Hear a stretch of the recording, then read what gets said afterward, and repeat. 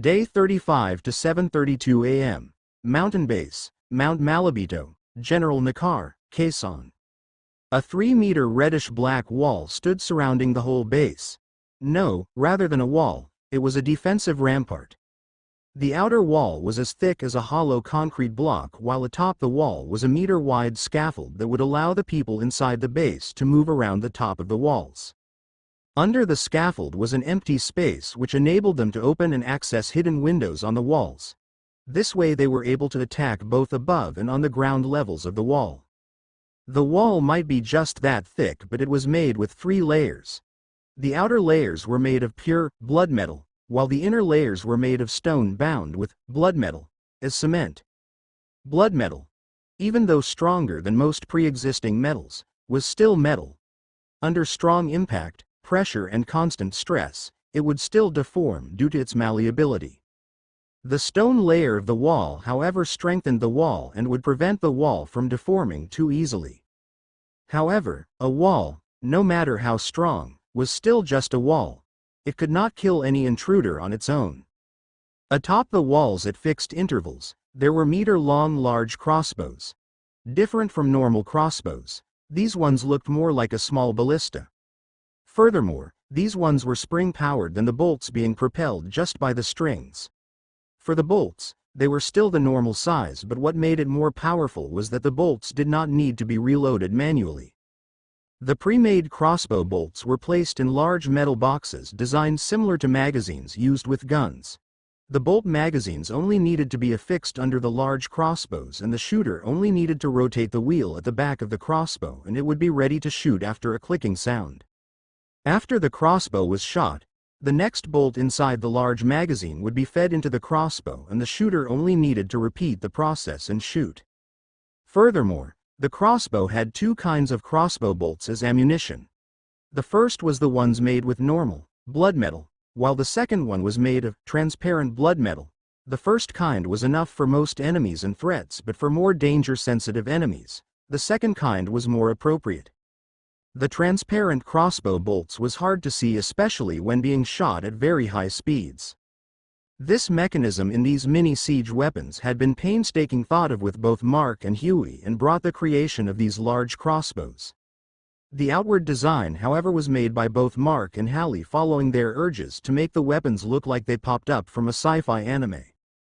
Aside from those weapons, the outside of walls had a lot of spikes, barbs and even hidden sharp edges. Some of these sharp edges and spikes were even hard to see due to the fact that these were made with Oracle's help. Outside the walls, different sorts of traps were installed. From pitfalls to arrow traps, there was a large variety. With all these prepared, even the likes of the 2 mutated infected from several days ago would have a hard time infiltrating. Not to mention normal infected and even animals. There would still be the threat from aerial evolved animals, but there had been no attack that happened from those birds so far. Actually, even the attacks from evolved ground animals became fewer and fewer as the days passed. It felt like that most of the evolved animals started to avoid this place, with the exception of the feral ones. While the walls were fully finished, the insides of the base still had a lot to work on. Most structures were still temporary ones, with the exception of Mark's base inside the crevice and the 2 sleeping quarters. These past days, after Mark induced the evolution of the others, they spent most of their time to finish 2 things, the walls and the emergency exit. As for the other things inside, these could be slowly worked on after the walls were done, and even without Mark's help. After all, Mark was the only person who could accurately command and instruct the Blood Children. But he had to leave to settle several matters as soon as possible. This morning, everyone in the base gathered outside the main gate at the southern part of the base. They were here to send off Mark, who finally had the confidence to leave the base in the hands of these people. "Boss, be careful. Leave this place to us, boss." "Yeah, we'll take care of this place since we'll have nowhere to go afterwards if we don't, boss." Trisha, Huey and Jolene said respectively. "Don't forget to bring back souvenirs." Hallie said without shame. "Mark, about our request." On the other hand, Nicole hesitated a bit on her words. She wanted to continue, but Mark cut her off. "I remember. Just don't count on it too much. Okay. It's not like we're expecting it. The chances were too small after all. Also, we know you're strong, but you should still be careful outside. Nicole said with a smile. Boss, expect it that when you get back, the workshop is brand new. Yeah. You can leave the physical work to us. The walls are done so we can work on the buildings inside. Ed and Ron said side by side. Mark looked at the two and was satisfied. These two already noticed the changes with the others, but they did not voice anything about unfairness and bias, but just worked more diligently. Ed was as he was described, naive. As long as he was given enough recognition with his work, he was fine. Ron on the other hand was similar. He was already fine that he was still alive. Although he had a hint of envious feeling, he voiced it rather frankly and did not hide it from others. Furthermore, his words were direct and without sarcasm. It exhibited his open-mindedness and being able to manage his own thinking and emotions. He might have been someone who had good intrapersonal skills, but his extremely thin presence dampened this in a very negative way, making him unable to show this side of him in normal circumstances. Fortunately, everyone in this base did not neglect him despite his thin presence, and he started to grow closer to them. His self-esteem had started to rise and his hidden qualities started to show. In the middle of their farewell to Mark, the latter approached the two. Give me your hands. The two were confused and could only extend their hands towards Mark. Unexpectedly, Mark stuffed a crystal in their hands. While the two was confused, the others smiled at this scene. Seeing the smile of the others, Ron was stupefied. Boss, is this perhaps? Seeing the unbelieving and happy expression in Ron's face, Ed also started to realize what was happening. Ask the others how to use it. I'll be testing the abilities of you two when I get back. Don't disappoint me. Mark said with a rather stern face. Yes, boss, thank you.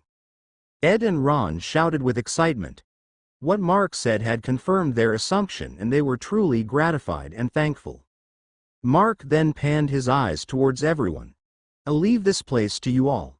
I know that we lack manpower with just the few of you here, so don't push yourselves too hard just to finish everything. I'll be back in a few days and I'll try to bring some people back before leaving once more. What I expect is that this place will still be standing when I get back. Mark turned to the base and continued. If there's no choice, I expect you all to leave and use the emergency exit. At that point, follow that emergency plan. Am I clear? Yes. Everyone answered in unison. With that goodbye, Mark walked away into the forest. On his shoulder, Emihan landed. The little pixie did not want to leave the forest, but she did not want to be alone without Mark either. In the end, she decided to accompany him. Hallie, Nicole and the others waved their hands till Mark was out of their sight. All their eyes were filled with determination. Since Mark left this place intact, he should return with this place still here. And that responsibility lay on their hands.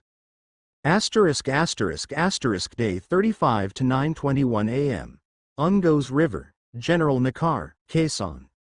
Mark walked using the usual path they always took to reach Ungos River. Upon reaching the river, they would always go westward when they went to train in the barrio of Barangay Daraitan or when they went to do some supply runs. This time, Mark was going the opposite way. He was moving eastwards. His goal for now was to find the settlement at the east end of Quezon province. He had various reasons. The most important ones, however, was to gather manpower and to find a working vehicle. The mountain base was suffering the lack of people both in labor and expertise. The only experts in the base they could count on right now was Huey, Trisha and Ed. Huey's expertise lay on architecture, Ed on hunting and processing the hunted game, while Trisha for cooking and preservation of food. If possible, he wanted farmers, doctors and fighters. In case he was not able to, some helping hands were also fine. As for the method to select and recruit people, it would depend on the current situation on the settlement. For the vehicle, he needed it in order to return to Bay City and meet up with May, his daughters, Abigail and Iola, and the others. The initial phases of the base were already finished and he wanted to see them too. That was why he took importance in finding a working vehicle. Surely, There would be a lot of vehicles abandoned in the roads, but it was questionable whether those vehicles would last him without proper maintenance in the past month. With his goals in mind, he accelerated, and with a puff of black mist, he vanished. He crossed the river that was more than 40 meters wide by using his ability simultaneously. It was really convenient compared to looking around and finding a way to cross without getting wet. According to the map he found in the barrio, he needed to follow the river to the east and then climb the next smaller mountain range. There, he would find a highway that ran along the side and across that mountain range. After finding that highway, he needed to follow it northeast and he would find the place the leaflet Hallie had stated. Mark pulled the strap of his backpack and tightened it. Inside his backpack, there were several canned goods and a large bottle of water. Aside from necessities, there were 2 bow-sized containers inside which took more space than the food he carried. The 2 containers contained Oracle and Crimson. After all, he needed the help of these 2 after he acquired a vehicle. The 2 blood children had no problems being put inside such containers. Rather, they liked the wobbly feeling as the bag rocked around while Mark walked towards his destination. Even though Mark had the ability to move without hindrance, he tried not to use it as much as possible. He was going on a dangerous journey right now and he needed to preserve his mental energy as much as possible. In case that he encountered danger, he would be able to fight properly or in the worst case, escape. Walking for around another 2 hours, he started to grow frustrated. He was not lost of being depraved of his direction, but the other mountain range was rather on the steep side. In order to properly traverse the terrain, he would either go around or use his movement ability. Even Emihan was getting annoyed of the terrain that she volunteered to find a good way up the mountain since she could fly. Another hour passed after that, and after a short encounter against an evolved dragonfly about the size of a dog, he reached the desolate highway. Day 35 to 1:58 p.m. Marikina Infanta Highway, Real, Quezon. It had already been past noon when Mark arrived at the vicinity of the highway. This mountain road was called Marikina Infanta Highway but was also known with the names Marcos Highway and Marilaque Highway.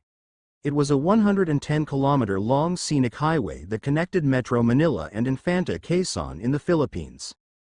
This highway passes through several cities, municipalities, mountains and other areas. At the place Mark reached, however, was the desolate mountainous part of the highway. This part was of the highway that was built along this mountain range run across the mountains from the southwest to the northeast. As one of the main highways in Luzon, Mark expected it to be a little more populated, but he was greeted to the complete opposite reality. He was not thinking about the structures such as houses and pit stops and expected them to be scarce since this was a mountain area, but he expected more vehicles along the highway. However, the highway is almost empty. There were a few abandoned vehicles that already looked run down by the weather. As for the infected and dangerous animals, there was none. Looking around, Mark could see some structures here and there. All of the structures were decrepit houses that were dozens of meters apart from each other. The things that took his attention on those houses, however, was that he noticed that there were houses that were surrounded by overgrown crops. Mark approached one of the houses nearby. He had no plans to intrude into the house, but he wanted to check the plants growing outside. There, he found a supposed to be small garden of sweet potato, but after a month of being exposed to mutagen and not being under care and management, the vines had overgrown and even covered the exterior of the house. The largest leaves of the vines were a little bit larger than his palm and the vines were as thick as his pinky finger. There's no doubt that it was a mutated or evolved plant. Mark approached with caution since there it would not be surprising if he was suddenly attacked by the vines. However, it seemed that he was just thinking too much. Nothing dangerous happened. It seemed that only the growth of the plant was affected, but it did not turn into something dangerous. Waving through the thick foliage with Emihan flying beside him, both of them were amazed. The quality of the vines was superb. Mark also stumbled upon a lump of dirt bulging from the ground and found that the root of the vine was here. He pulled out the roots and dug an almost volleyball-sized sweet potato. "It's too big," Emihan exclaimed. "I saw something like this before, but those are small compared to this." "Yeah. With normal-sized ones, a size of a human fist is already big." Mark nodded as he held the dirt-covered sweet potato that he could barely hold with one hand. Due to this discovery, he made a mental note to stop by this place once more before he returned to the base. He could at least take some vines and plant them back at the base. As for the extraordinarily large sweet potato, he cleaned off the dirt and put it inside his backpack. It would be something good to eat in the next few days. Before continuing on his way, Mark peered through the broken windows of the house and it made him decided against entering it even more. Aside from the house being dark inside due to the vines covering its exterior, there was an unpleasant stench coming from the inside. It was a mix of human waste and rotting flesh. If it was others, they might have vomited already from the smell. Even Emihan did not try to come close to the house and stayed several meters away as Mark checked it. Walking towards the northeast route of the highway, he still did not find any trace of the infected or the animals. The only things he saw was the dried up blood stains on the road and at times, crumbling skeletal remains that could not be recognized whether it belonged to a human or an animal. Along the highway, Mark saw several abandoned vehicles and checked the vehicles one by one. It was not because he was searching for supplies, but he wanted to see some clues if there had been any human activities in the area. Most vehicles had their windows broken into pieces with varying causes. Some were because the vehicle crashed onto something while the others were obviously broken in by force. There were also vehicles where the windows looked like it was broken by some animal. The inside reeked of mold as anything made of cloth inside the vehicles was exposed to the humidity of the mountains for too long. Some vehicles even reeked of blood inside. However, he found traces of human activity on all of the vehicles as he saw that all the vehicles had their trunks pried open and the locks were broken. Furthermore, he noticed that the state of some vehicles did not match up to the majority. Those vehicles looked newer and the smell of blood in those vehicles were thicker than the others, indicating that these vehicles were left here much later after the outbreak. The worst thing, however, was that these vehicles had traces of bullets on them. Mark closed his eyes and heightened his sensitivity over emotions. He then touched the dried traces of blood inside the vehicle he was currently investigating. This vehicle seemed to be abandoned here not too long ago compared to others. He started to feel the lingering emotional energies on the vehicle. This was the benefit he received after his empathic abilities started to recover. Even though it was still by touch, his sensitivity towards emotions became higher that he was now able to detect lingering emotional energies in the environment. He noticed it accidentally when they were doing a supply run and he picked up the gun of a person who committed suicide in the barrio. The person shot himself on his temple while sitting on his bed. Mark managed to feel the despair and helplessness of the person before he died. It was rather unsettling since he felt it too suddenly. However, it only applied when the emotion was too strong to linger on things the person used before while having that emotion. This time, he was trying it on the vehicle to see if he could deduce what had happened. Suddenly, several emotions came into his mind. Despair, fear, anger. There was danger everywhere. It was suffocating that it felt that they were surrounded. The lingering emotional energy inside the vehicle was too strong as it came from several people. This kind of feeling even made Mark's hands shiver. The people in this vehicle were not attacked by the infected or the animals since there were no traces of confusion in the emotion, which signified that they were dealing with something unknown. Unknown things like the infected and evolved animals. It became more likely that they were attacked and surrounded by people. VRRROMMM. The sounds of several vehicles were heard. It was coming from the direction Mark intended to go. Emihan, let's hide, Mark said before he ran towards the higher side of the mountain where he could hide while watching the commotion on the highway. Emihan hurriedly followed behind him. The vehicles were still far, but with the mountain being quiet, the roaring vehicles were too conspicuous. The sounds were echoing across the mountain range. Soon, a refitted owner-type Jeep appeared in their sight from the blind curve of the highway. The vehicle was driving too fast that its side hit the safety railings of the highway and created sparks, but it managed to get through the curve safely. Looking at the frantic expressions of the four people inside the Jeep, they seemed to be being chased. Following the Jeep, the cause came into sight. Two men riding a large quad bike together with more than a dozen men riding on different motorcycles appeared from the same curve. This group was obviously chasing the jeep for unpleasant reasons. Their faces looked ferocious, and even though they were riding on some stylish motorcycles, their outfits looked barbaric. Their clothes were made of processed pelt from evolved animals and insects while wearing animal skulls and accessories, which was in high contrast to their vehicles and weapons. The ferocious-looking group had guns, but they were not shooting at the vehicle they were chasing. Looking at their expressions, Mark knew that they were enjoying the feeling of tormenting their victims as they frantically tried to escape. For sure, these guys had something in store for their victims at the end of this chase, and that was why these barbaric people looked rather confident and relaxed. With the situation at the highway, it seemed that Mark entered the hunting grounds of this group. For sure, they were also the ones responsible for the newer abandoned vehicles in the highway. "My lord, those guys are scary," Emihan said as she watched the barbaric biker group. She was not wrong. The group could be considered as scary even in most people's point of view. Mark, on the other hand, was contemplating. He was thinking if he should help those people or not. Those people came from the northeast, which could mean that they came from the settlement there. He could use some information and, if possible, a guide there. Not to mention, there was a lot of vehicle in front of him now. Just by helping those people, he could possibly get three things at the same time.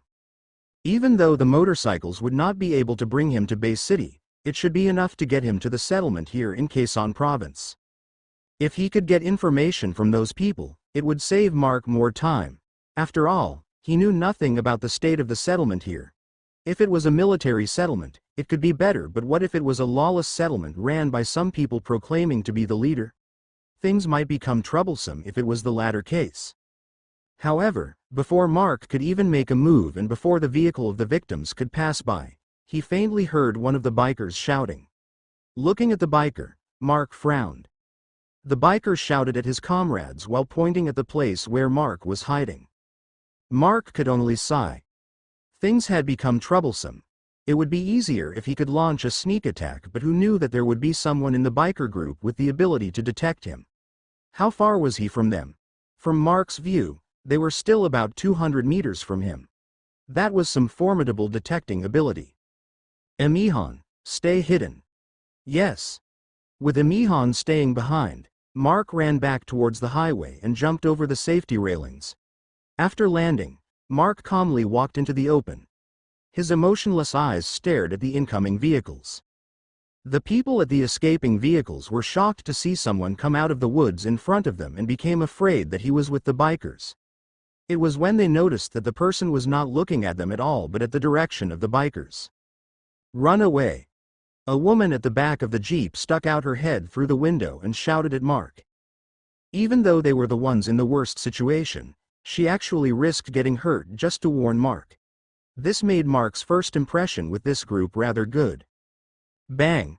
Poom. Screech. Bam. Bam. Bam. Tam. A loud sound of a gunshot echoed, which was followed by an exploding sound of a wheel and the jeep getting out of control. The jeep then tried to brake and stop, but due to that, the speeding jeep on the highway ended up tilting to the side and rolled 3 times before it was stopped by the safety railing on the outer lane of the highway. One of the 2 men riding on the quad bike had made that shot with a sniper rifle and accurately shot the rear wheel of the jeepney. Mark looked at the jeepney.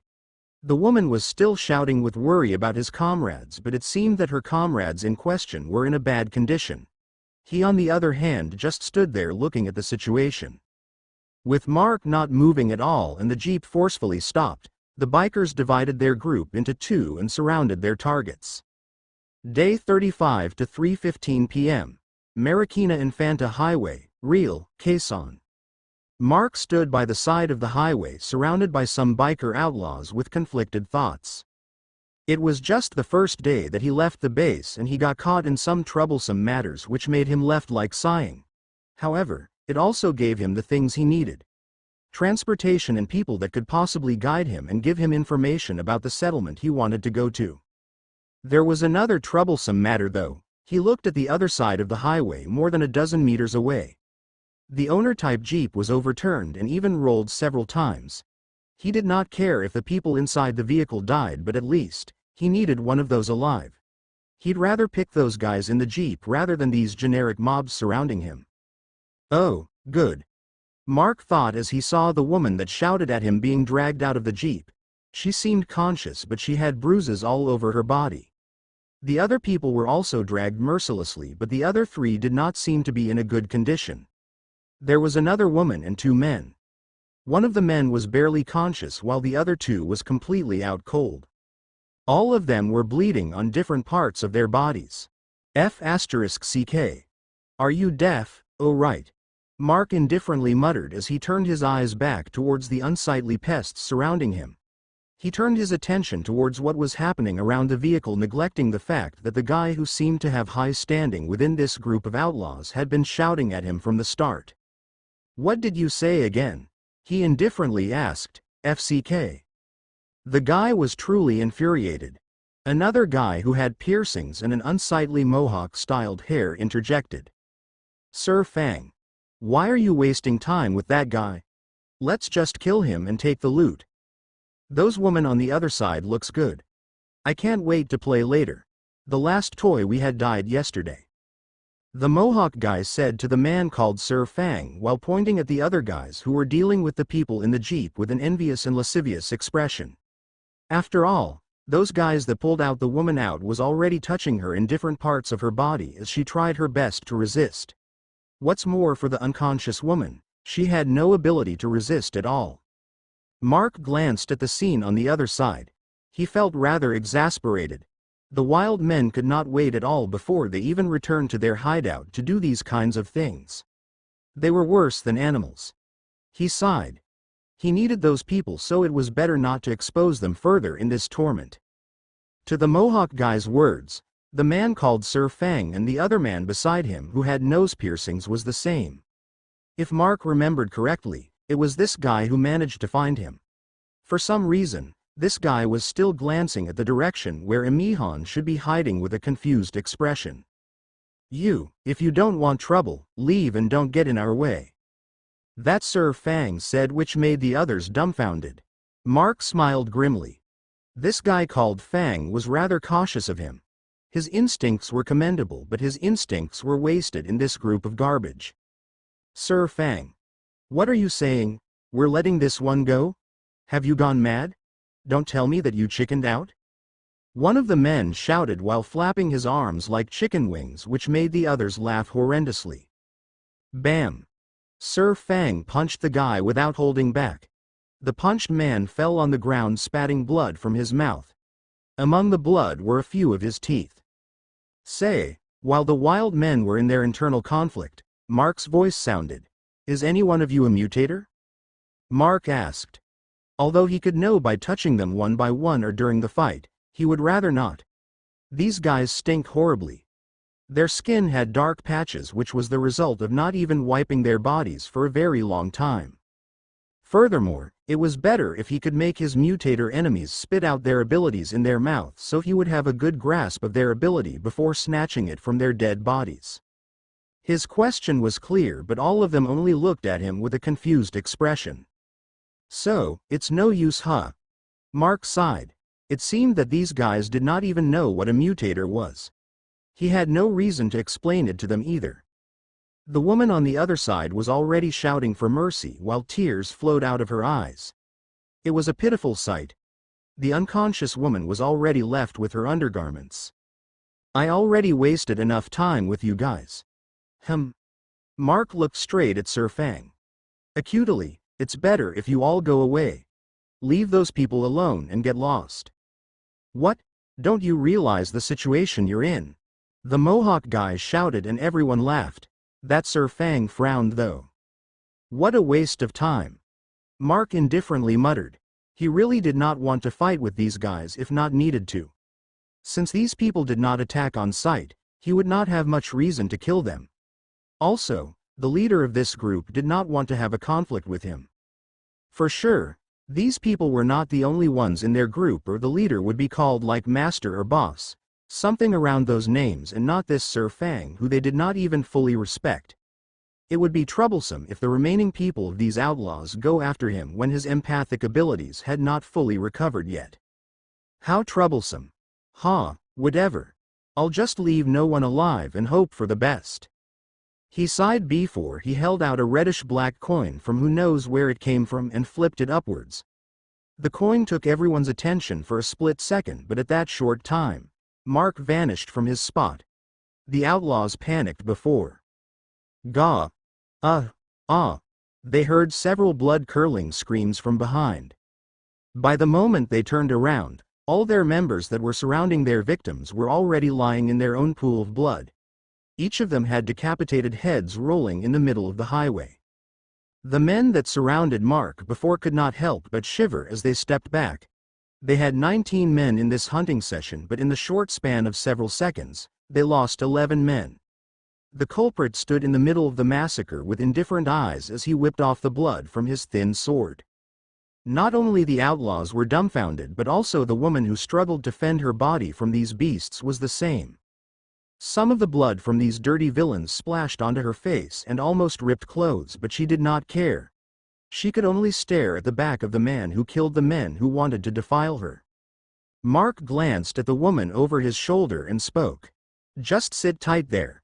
I have a few questions to ask later after I deal with these guys." The woman was still in her stupor and could only nod absent-mindedly. She watched as Mark walked away from her in an unhurried pace. He was not moving forwards the enemies but rather sideward, making his back face the edge of the highway.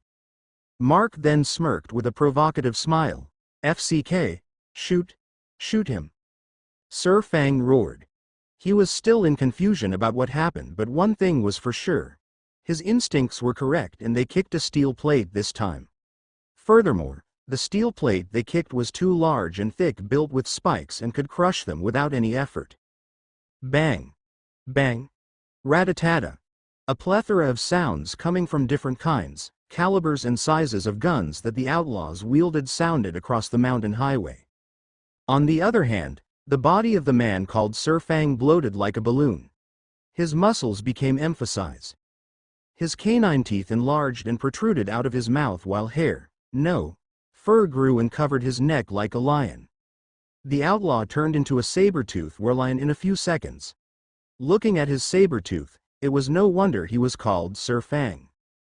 The man on the quad bike, however, retreated back together with the man that detected Mark. Looking at their movements and strategy, the abilities of the two was not suited for close combat. One was a sniper while the other was their scout, it seemed. Colleen weakly wiped the tears and blood on her face. Although the scene around her was bloody and horrifying, she did not care. She had seen even more brutal, violent and gory things compared this. What she did not expect was that they would encounter a disaster today. They left the settlement to search for supplies. Since there was very few that come to the outskirts of the highway due to the place being far from the settlement, they decided to search there. Who knew that they would encounter these outlaws? No, rather than encountering them, they were ambushed and was forced to flee into the highway. When she saw someone by the side of the road while being chased, she could not help but feel a little bad. This man might be trying to survive around here, but they might have brought him disaster today because they fled to this highway. That was why she shouted at him to run away. She did not expect that her decision to shout and warn the person out of pure concern became one of the things that compelled that person to save them. When the woman saw that the outlaws aimed their guns at their benefactor, she was afraid of his well-being. However, she could not do anything. Her body was still aching from the accident they had. It was already her final strength and adrenaline that she was able to resist so far.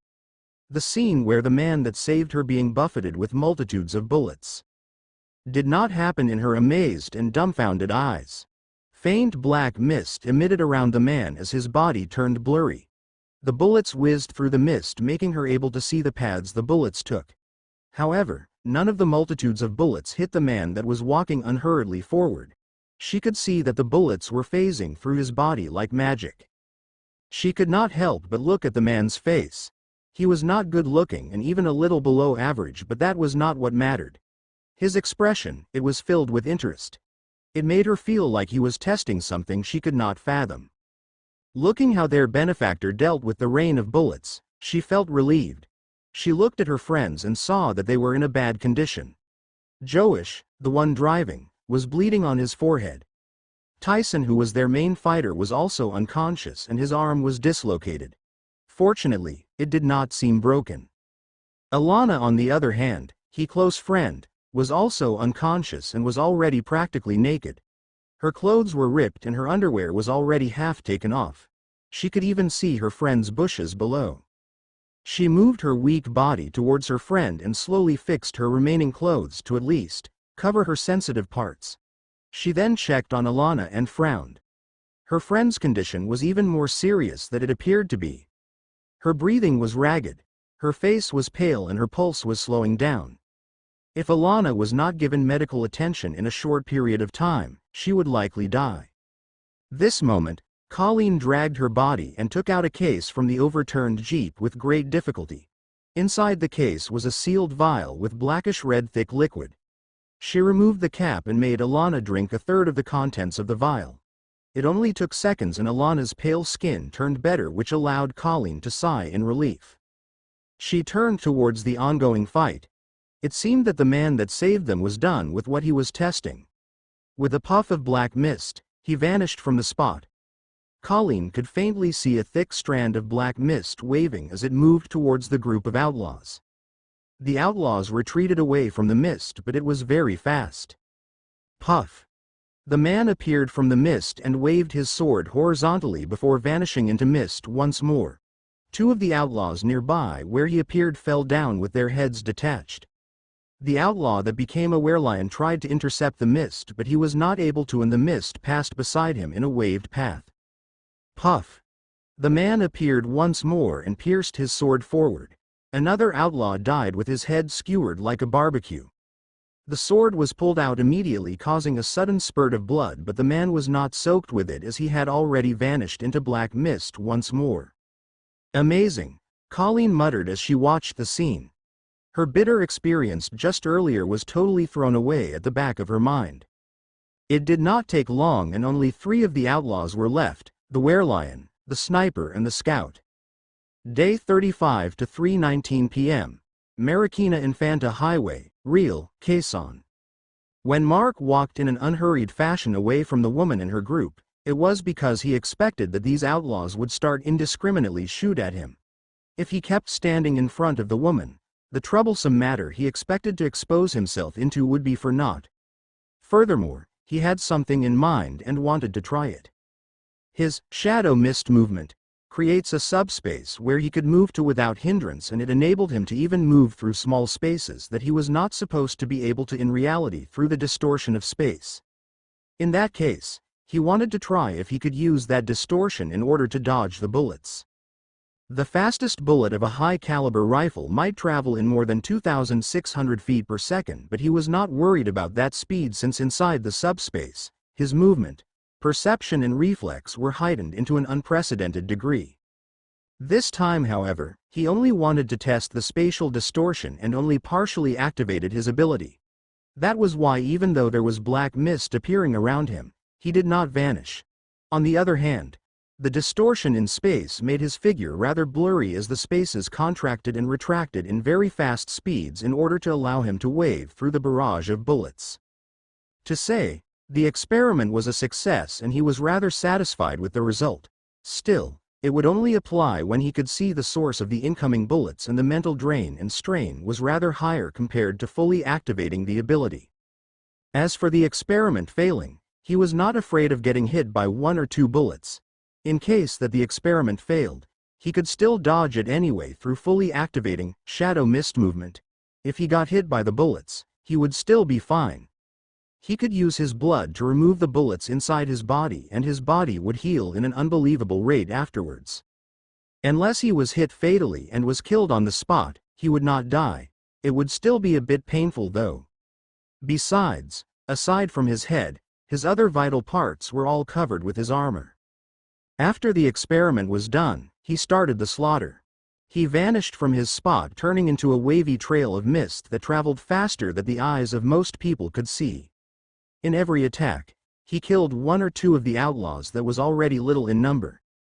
Even though there were obvious evolvers with their group which were stronger or able to move faster than others, they were still killed.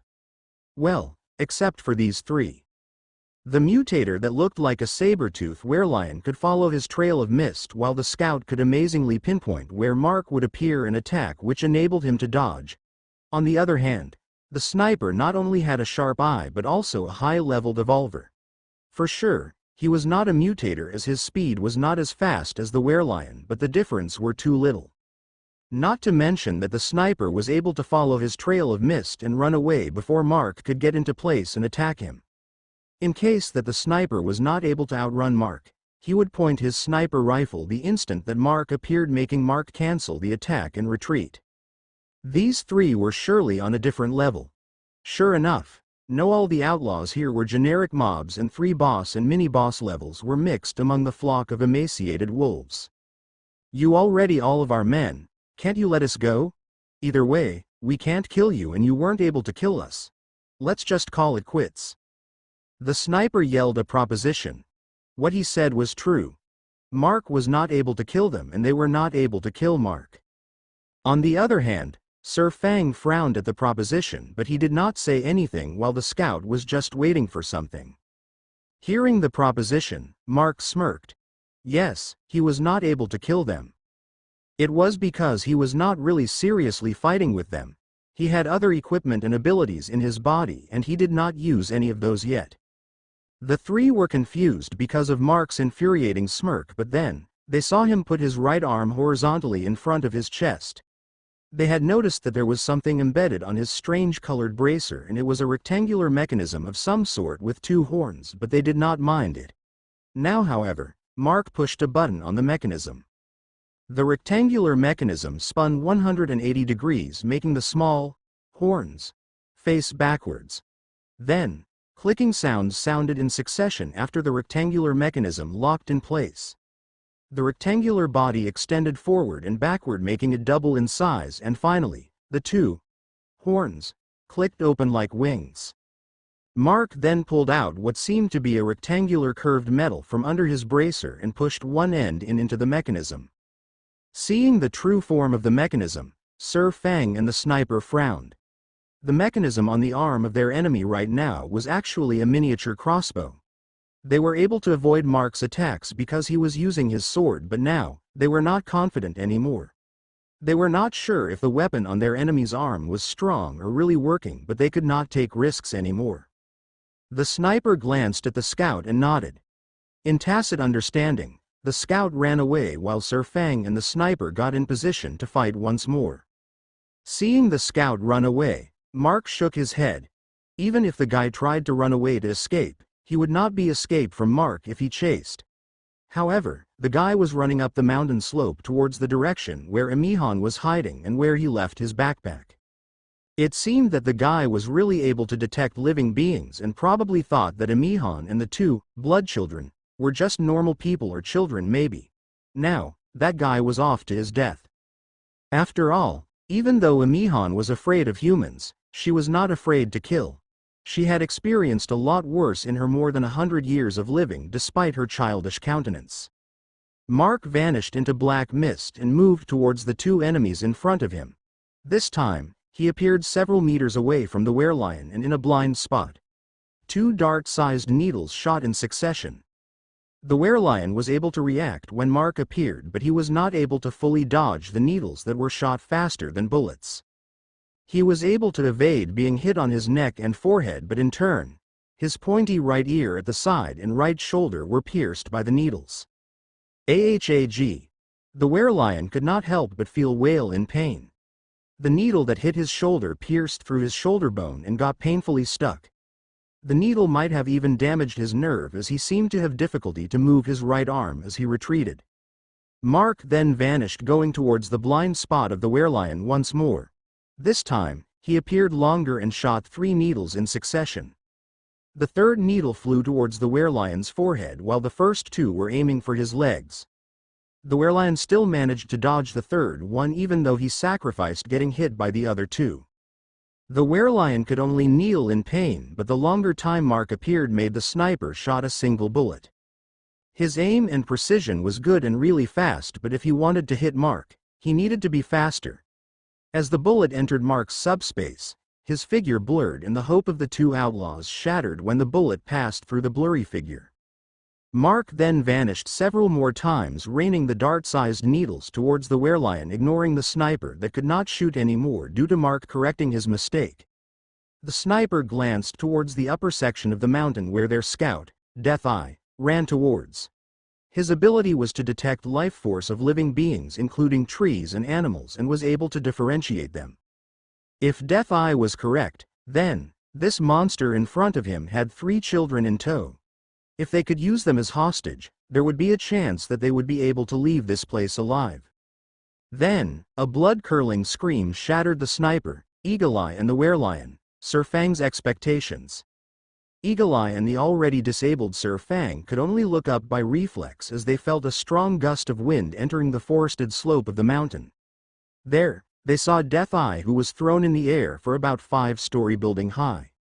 When he reached the final point of his ascent, Death Eye plunged back down into the middle of the highway amidst his horrifying screams. Head first, Death Eye hit the road.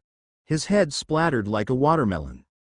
Sir Fang and Eagle Eye were in a stupor and despair looking at Death Eye's fate. At the moment they took their attention away from Mark. A needle pierced through Sir Fang's forehead. His body fell down with his eyes wide open in shock. Eagle Eye was the last living one. Unexpectedly, the guy bit something in his mouth and his mouth burst into uncanny bubbles and his body convulsed severely before he fell down. Suicide, Mark murmured in askance. He cautiously approached Eagle Eye and checked his pulse even though he did not want to touch the dirty outlaw. There was no pulse, but Mark smirked with a cunning expression. He then stepped back and said, "Dead, huh?" Mark turned around seeming to leave. Unexpectedly, he suddenly turned around and shot a needle towards Eagle Eye's heart. Eagle Eye's eyes suddenly opened in horror as he felt the pain entering his heart. He could only glance at Mark's armored back as he left. The eyes of Eagle Eye were filled with heightened confusion. Leaving the area of battle, Mark made his way towards the pitiful group. It seemed that one of the 2 men, the driver, was already conscious and was sitting with his back leaning on their overturned jeep. Even though the man was already awake, Mark could not help but notice that the woman was staring at his face without tomorrow. "Is there something on my face?" Mark asked. Probably, his face was stained with blood. However, even though he asked that, he knew that it was not the case. After all, the eyes of the woman were filled with reverence towards the strong, which made Mark feel rather conflicted. It was the same eyes Jolene was giving him when he was showing her how to fight effectively against the infected. "Ah. No, sorry if I stared too much." The woman bashfully turned her gaze away. "I want to ask some questions," Mark said, but when he said that, the 2 conscious people in front of him looked at their unconscious comrades with complicated expressions. "Huh. I already saved you all to gather information. Those 2 being unconscious had nothing to do with me. Besides, your group already brought me trouble." The 2 came to realization, but they could not just ignore their unconscious friends. There was no way for them to transport them either, since by looking their jeep, it was surely out of commission. The front wheels were bent in uncanny angle and the main body was severely bent. Then, the man spoke weakly as he reached for the metal case on the woman's hand. "How about we trade something for your help? Is one of these enough?" He showed the content metal case, which contained 3 vials of blackish-red liquid. One had lesser content than the 2 which was surely been used before. "What is that?" "The newest product of the laboratory in the military settlement in Infanta," the man said in a weak but proud manner. "Regeneration medicine. Day 35 to 3:25 p.m. Marikina Infanta Highway, Real, Quezon." Mark looked at the vials inside the case. While he was fighting, slaughtering the outlaws, he noticed that the woman in front of him take out the same looking vial and made their unconscious teammate drink it. He did not know why, but using the name that the man called the contents of the vials just now, it should be something that could heal or at least alleviate injuries. It seemed that the military research of Mutagen finally brought fruit to something useful. Still, The first thing that came to his mind when he saw the vials and heard the name was HP potions, but that would be a secret. He was an otaku after all. Well, it was not totally wrong since the effect was the same, and after Apocalypse started and Mutagen came about, a lot of fantasy-like aspects had come into life. Beast people, plant dryad, bone wielders, tentacle monsters, slimes, sylphs, and now, potions. What kind of surprises would this apocalypse had in store for him? Still, Mark was kind of confused why there was pride in the tone of the man when he introduced the vials to him. It was as if he was among the people that developed it. However, there was also a little pain in his face when he said that he would trade one of these vials for his help, indicating that these potions could be too precious in value. Then, it would be fine if he got one of these. All right, I'll help if you give me one of those, Mark said, which made the two sigh in relief. What do you two plan to do now? To Mark's question, it was the woman that replied. Do live around here? I wonder if you have any place to stay nearby. Do you really think that I live nearby the hunting grounds of those hounds? Why don't you look around and see what is this place? Hearing what he said, the two looked around and noticed the things they did not pay attention to before. There were abandoned vehicles that were filled with bullet holes, dried blood in different parts of the road, and many more signs. For sure, this place was where those outlaws operate. It looked like they really drove into their trap. The two could not help but feel dejected. Do you guys have any way to contact anyone for rescue, like a radio or something? I just checked. Our radio inside the Jeep got broken from the impact. The woman replied. There's no choice, huh? We need to find a place to stay until those friends of you two wake up. Then, you can use the motorcycles to go back. It's not safe to stay here. The blood will surely draw the animals to this location. All right. Wait here for a bit, I have to get my things. Hearing that, the two nodded. The two then watched Mark go back up the mountain slope to get his things, but their eyes almost flew out of their sockets when they saw Mark return with a little humanoid creature sitting on his shoulder. What is that? Mark faintly heard the woman whisper to her friend, but the latter just shook his head in utter disbelief. After all, they had just seen something totally out of the norm. In their eyes, it was an existence out of stories and fantasy, a fairy. Did you two see any houses or stores on the way where you were escaping earlier? Upon returning, Mark asked. Emihan, on the other hand, stuck closely to his neck, trying to hide from the stares of the two. However, there was no response. Hey, done staring? Mark asked with annoyance, which woke up the two. He then repeated his question. We didn't really pay attention. Sorry. That was the reply Mark received. Their group was so panicked to escape that they did not pay attention to their surroundings anymore, aside from the routes they could take. You heard them, Mark said to Emihan, making her nod, and she flew away to search for a place to stay. As she flew away, Mark looked at her with a bit of satisfaction. The force she used this time to blow away that outlaw that came to her direction was way stronger than what she used in the village before, and yet, she was still fine. Surely, Mark did not give her a mental crystal to enhance her abilities in one go, but as she always stuck to Mark, she was always exposed to the energy that the psi crystal was emitting and was slowly enhancing her magical ability to control wind. As for the reaction of the two towards the little sylph, he expected it to some extent. However, Mark had no plans to hide Emihan. There was only one reason. It was troublesome to hide her. Besides, she could help him more when exposed rather than being hidden. Her existence might still invite some trouble, but Mark was more prepared for those than the outlaws. When Emihan left, Mark made his way towards the bloody area of the road where most of the dead bodies were left. Mark then took out a physical crystal and absorbed the ability of Sir Fang. The two survivors could clearly see what he was doing, but for sure, they could not fathom what it was. They could only see a marble shining like the sun, and they could not stare straight towards it.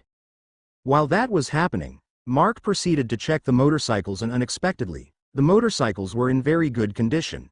It seemed that these vehicles were thoroughly maintained, which made it strange since the outlaws were too gross looking. Suddenly, Mark turned his head towards the northern slope of the mountain. He felt like being watched by someone. For sure it was not Amihan, since even if she stared at him, her stare would never harbor even a little bit of killing intent. The gaze he felt, however, was filled with anger and desire to kill. Unfortunately, he could only pinpoint the general direction but not the exact location where the stare was coming from. How troublesome. It seemed that there was really someone observing the operation of the outlaws. However, it seemed that the person came late and only saw the current situation. After all, Mark finished the battle rather too fast. Now, Mark could expect that these trashes of the society would come after him. Mark shrugged his shoulders as he felt the gaze vanish. The person probably went to report to his bosses now. Amihan soon returned. She found a rather decent-looking house quite a distance away from the highway and below the mountain. The little sylph was rewarded some praise as she actually bravely scouted the perimeter of the house to ensure that it was empty before she came back. The house seemed to be owned by an orchard owner, as there were fruit-bearing trees enclosed by a fence west of the house. There was also a dirt road that connected the house to the highway. Using the quad bike, Mark transported the group by going back and forth twice and having 2 people ride behind him every time. The first pair was the conscious woman, Colleen, and the unconscious woman, Alana. The second pair was the man with bleeding forehead, Joash, and the unconscious man, Tyson. They paired that way so the conscious ones could assist their unconscious friends on the way. They also preemptively introduced themselves to Mark, since he did not stop calling them, you people, and you guys, which was quite irritating to their ears. After that, Mark left the preparation of the house to the 2 and went back several times to fetch the 3 motorcycles and find a way to hide the rest of the motorcycles. In any case, these motorcycles were in good condition and were a waste to abandon. In the end, he drove the remaining motorcycles off the highway and placed them in a shack he found nearby. The shack looked like it was made by the hunters in the area and was quite hidden.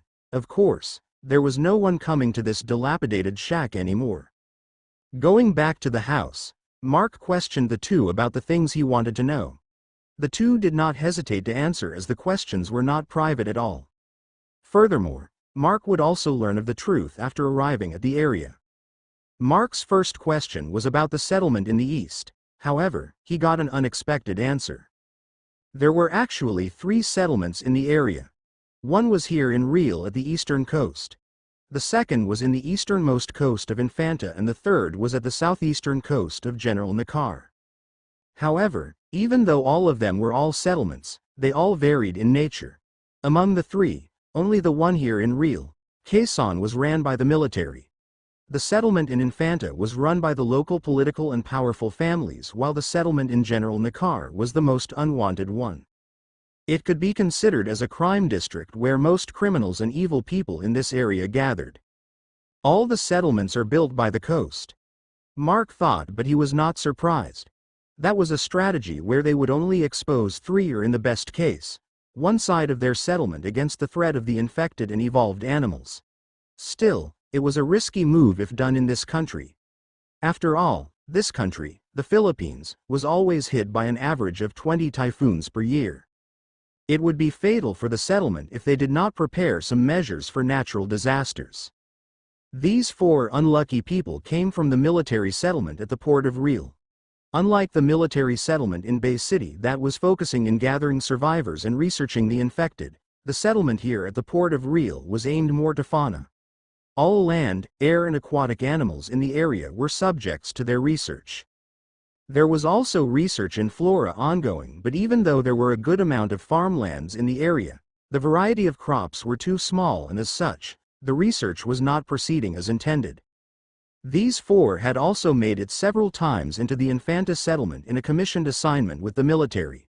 The situation there was not as optimal as the military settlement towards the normal people. Evolvers and mutators had higher standing in that settlement. The only favorable thing was that the leading families strictly forbid crimes such as theft, rape and murder in the settlement. Criminals that were caught were publicly shamed and were executed by hanging. Unexpectedly, prostitution was allowed in this settlement. Since there were many women who were incapable of fighting, working and scavenging outside the settlement, They could gain livelihood as a prostitute.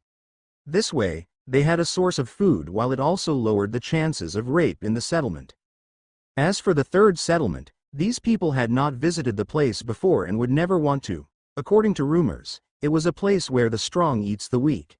If you had no capability, it would be very likely that you would be robbed or worse, killed. There were also rumors that actual slave trading happened in that settlement. Survivors that were caught outside were being traded there as slaves. The information Mark received from a single question was really unexpected. While Bay City was struggling to maintain its settlement, there was actually 3 here. However, considering that the population in this area was way lower than Metro Manila, it would be easier to maintain these survivor settlements.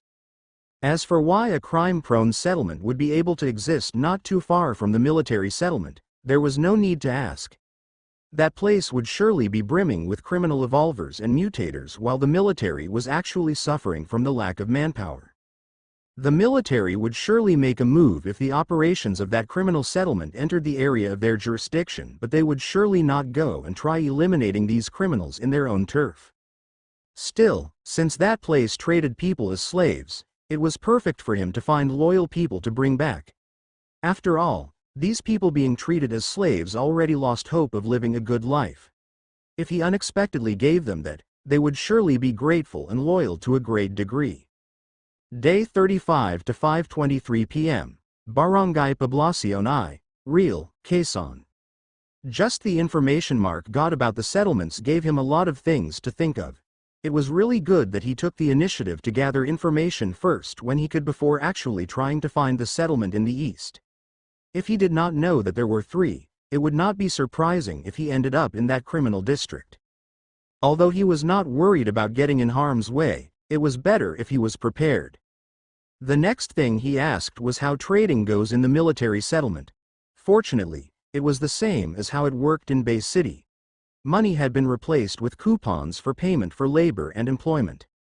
For private groups, however, like these 4 people, they could enlist themselves for assignments and directly receive their wanted supplies with value equivalent to the payment they should have received.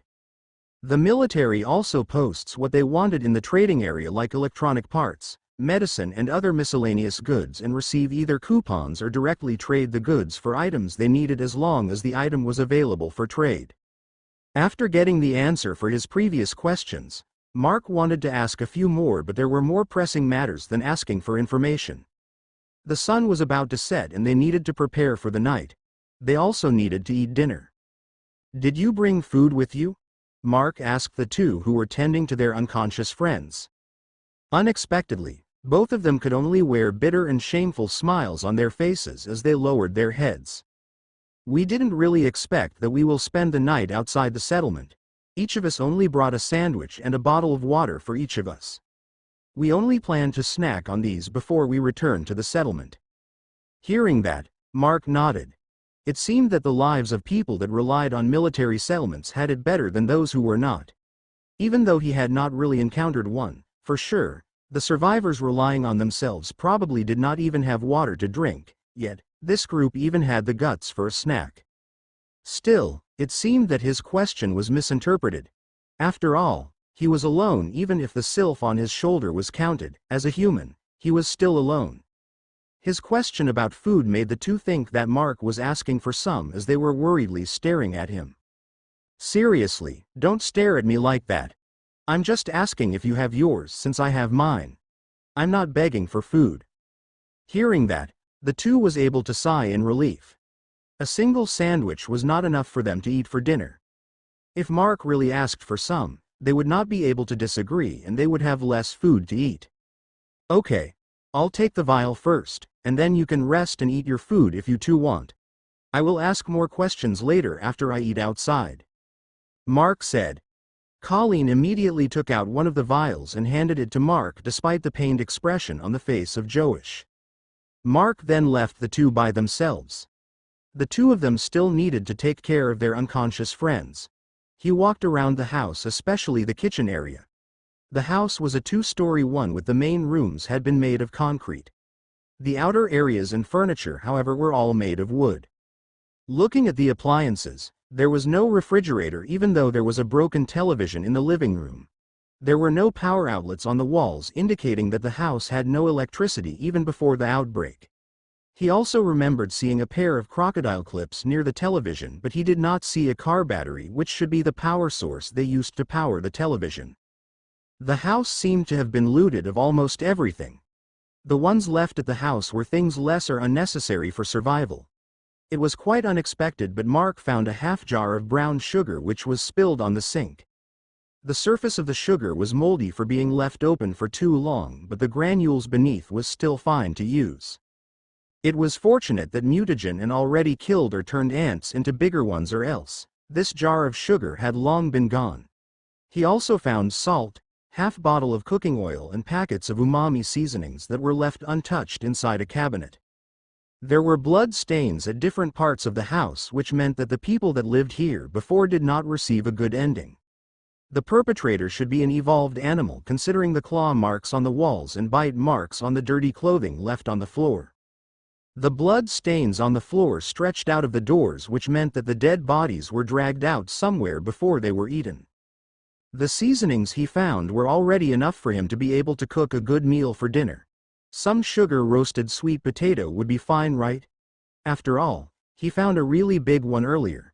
As for the utensils, he made his rather than using the rusty and dusty ones in the house that would require some hard labor and a large amount of water to clean. In that case, a frying pan made of his fresh blood was way cleaner.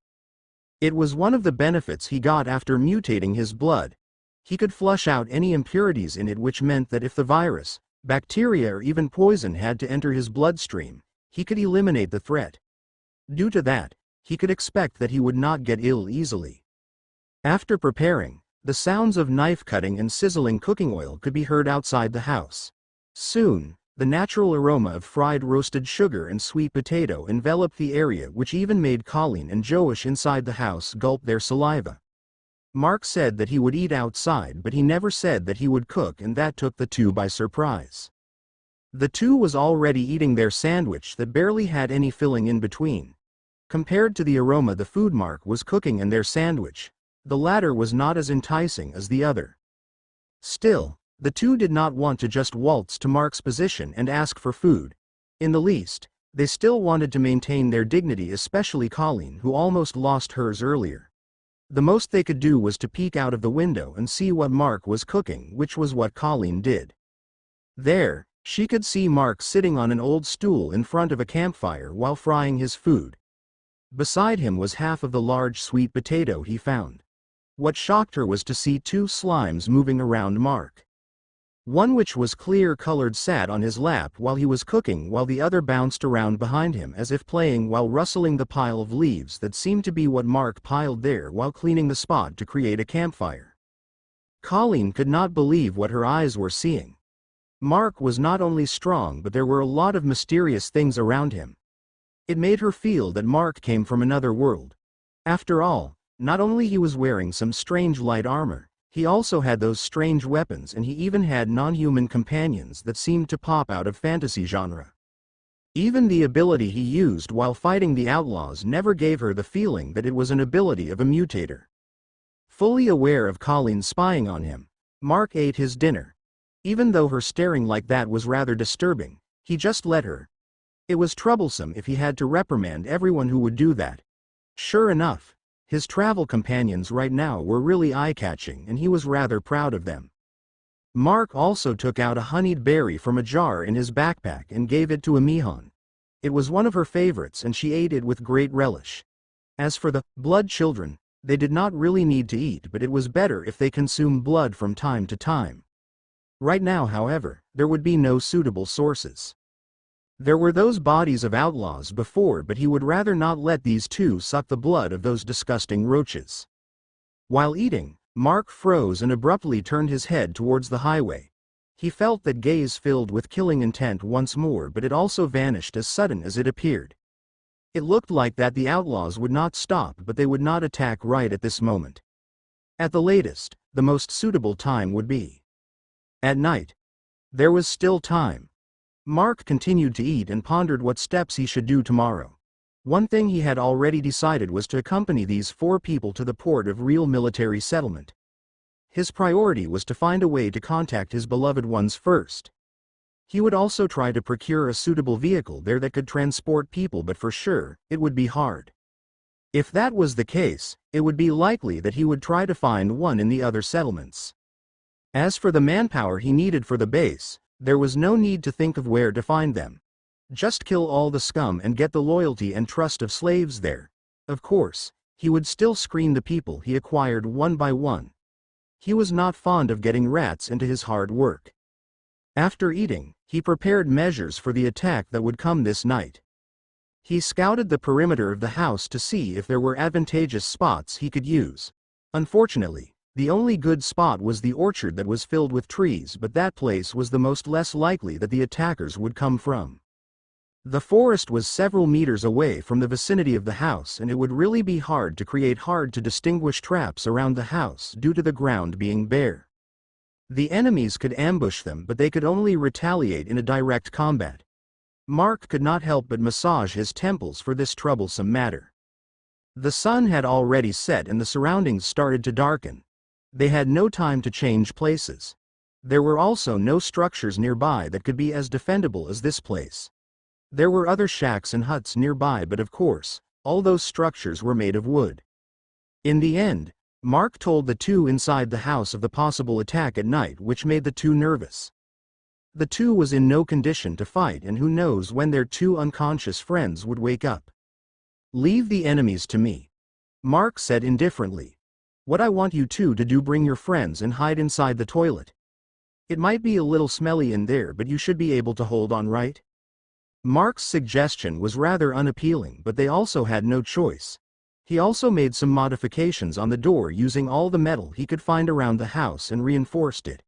Now, the toilet turned into a real panic room despite how pungent the bad odor inside was. Soon, it was almost midnight. Several shadows of people could be seen rushing down from the highway, and a pair of headlights from a pickup truck could also be seen. When all the men on foot were on position, the vehicle drove down the dirt road in a rowdy manner. The vehicle stopped in front of the house. Around the house, there were more than 50 people. All of them were armed with assault rifles and shotguns.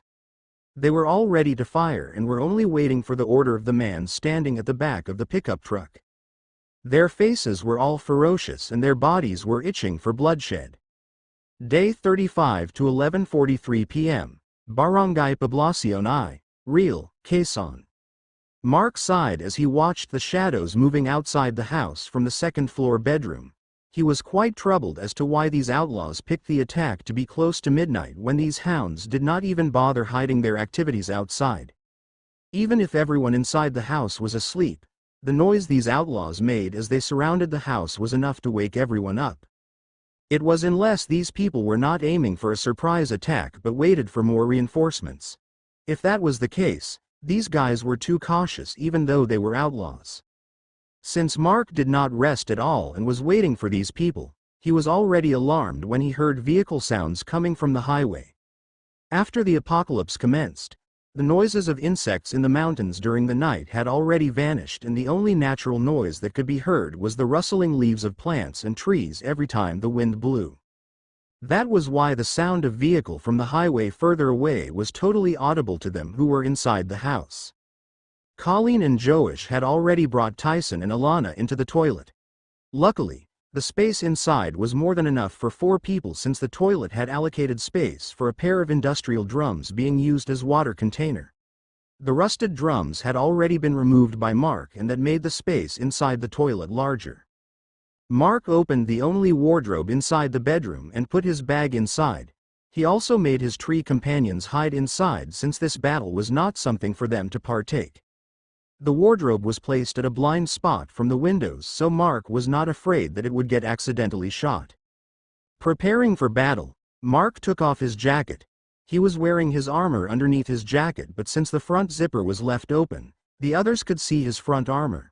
On his back, however, no one had seen yet aside from Nicole and Hallie that helped him in designing it. On his back was not just a part of his armor. There was a sci-fi-like shield. The shape was like a spade with 3 pointed protrusions above. The most eye-catching thing about the shield was that it had several layers which were overlaid by the topmost layer, which was also the middle piece. Another thing was that there were several protrusions that did not seem to belong to a shield at all behind it. This weapon was one of Mark's designed masterpieces even before the outbreak. He designed it along with his commissioned cosplay props but never made into an actual item due to the complexity and time needed to make it. Not to mention that as it was intended to be made with metal, it also needed some blacksmithing methods to make. That was why this weapon only stayed in Mark's mind, but he never ever forgot about it. After all, he made this design in inspiration from the fusion sword and Kogan Anki. The shield on his back was actually composed of 7 different weapons, and each weapon had at least 3 forms. Furthermore, he modified the design he had before into something that would also work with his blood whips and added another form to the weapons.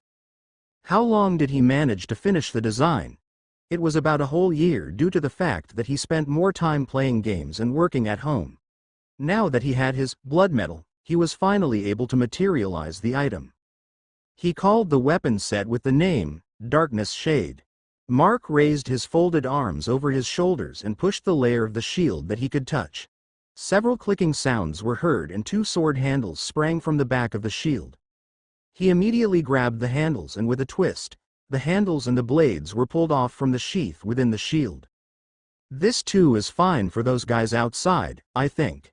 The pair of blades was 2 of the 7 weapons in Darkness Shade. The right one was called Slicer, and the left was called Divider. The current appearance of the blades was rather odd.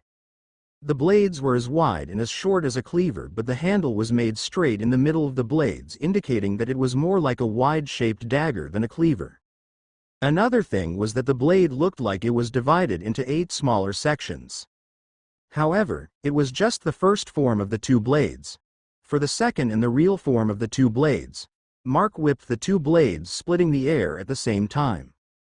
Clang! Clang! Clang! 3 clanging sounds echoed from each blade that was now almost a meter long and was now just 3 fingers wide. The whole blade was divided into 4 major segments, while each major segment was also divided into 8 minor segments. On the handle, a hole could be seen, and that hole extended not only through the handle but also through the blades. In each hand, Mark conjured a blood whip, which entered the holes.